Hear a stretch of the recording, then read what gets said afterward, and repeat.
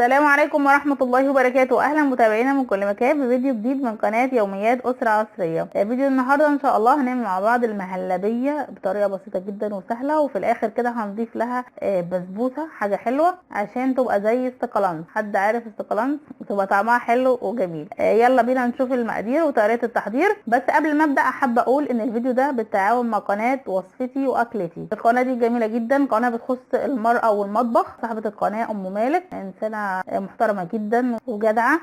طبعا زي ما انتم شايفين معايا فيديوهاتها رائعة، فيديوهاتها جميلة جدا. طبعا عاملة فيديوهات كتيرة، كيكة هشة وجميلة وبشاميل وفيديوهات تحفة بصراحة. بتمنى ان انتوا تروحوا تشوفوا قناتها وتزوروها وتشتركوا معاها لو انتوا مش مشتركين وتفعلوا الجرس، وهسيبلكوا رابط القناة في الوصف اسفل الفيديو. ويلا بينا بقى نشوف المهلبية بتاعتنا. اول حاجة انا بجيب عندي اللبن او الحليب، بحطه في حله على النار.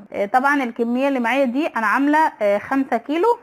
طبعا عشان انا عندي ماما يعني في البيت متجمعين يعني وكتير، فهعمل كميه. وهضيف دلوقتي السكر. 5 كيلو لبن هحط عليهم كيلو من السكر. طبعا انا هقولك على مقادير الكيلو الواحد عشان ما تتلخبطوش معايا، عشان مش كله هيعمل المقادير دي. فانتي كيلو اللبن او الحليب هتضيف عليه طبعا السكر حسب الرغبه، بس هو لو عادي هتحطي نص كوبايه او كوبايه الا ربع، بس برضو حسب الرغبه، عشان في ناس ما بتحبش الحلا يبقى عالي وفي ناس بتحب الحلا متوسط. خلاص يبقى كيلو الحليب هتضيف عليه السكر اللي انت عايزاه حسب الرغبه، وتبتدي تدوبيه عشان هيدخل معايا في الغليان. قبل ما يغلي طبعا هو اثناء ما انا سايباه يغلي دلوقتي انا حضرت هنا النشا او الكورن فلاور، ودوبته في شويه ميه. ممكن تدوبيه في ميه او حليب، بس انا عشان ما زودتش الحليب حاجه فدوبته في شويه ميه. طبعا كيلو الحليب عليه 4 معالق من النشا. 4 معالق من النشا هتدوبيهم في شويه ميه على قدهم بس يا دوبك يفكوا، وميه ساقعه، ما تحطيش حاجه سخنه، ميه او حليب يكونوا ساقعين. دوبتهم كده في شويه ميه، وطبعا تصفيه عشان لو في اي حاجه. بعد كده ببتدي انزل اول ما اللبن يغلي معايا، اول ما الحليب يغلي هبتدي انزل على طول بالنشا اللي انا مدوباه في ميه او حليب على اللبن، وما بسيبش ايدي من التقليب، واحده واحده، ما بحطش كله مره واحده. بنزل كده شويه شويه واقلب، شويه شويه وبقلب عشان ما يكتلش معايا، ما يعملش كتل ويزقلط كده زي ما بنقول. بنزل شويه شويه ما اللبن غلي معايا، وببتدي اقلب، بفضل اقلب فيه. طبعا هتدنى اقلب لغايه لما تظهر لي فقاعات. يعني بنزل الكميه كلها وهتظهر ليا فقاعات، يبقى معنى كده ان هي استوت، النشا استوى اللي انا نزلته في الحليب.